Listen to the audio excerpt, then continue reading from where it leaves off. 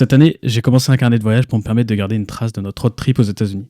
Nous sommes toujours à Boston, et dans cette ville, il y a des choses qu'on ne rate pas. Bienvenue au Fenway Park, le plus ancien stade de baseball des États-Unis.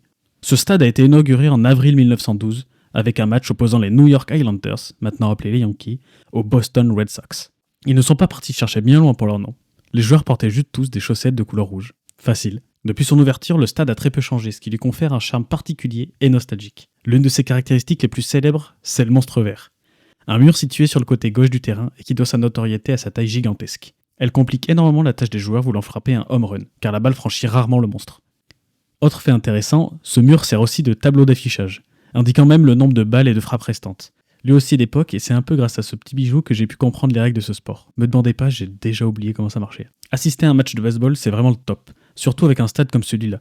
L'ambiance est un peu particulière, car tout le monde discute, se déplace, mange, boit, rigole, mais dès que ça tape dans la balle, c'est la folie. Le tout accompagné du speaker, des chants et du ciel qui change de couleur avec le coucher de soleil. Bref, aller à un match de baseball, c'est vraiment à faire. C'est la fin de notre 13e journée aux États-Unis, mais pas d'inquiétude, je reviens la semaine prochaine avec une nouvelle page de mon carnet de voyage. Sur ce, portez-vous bien, à très vite, ciao.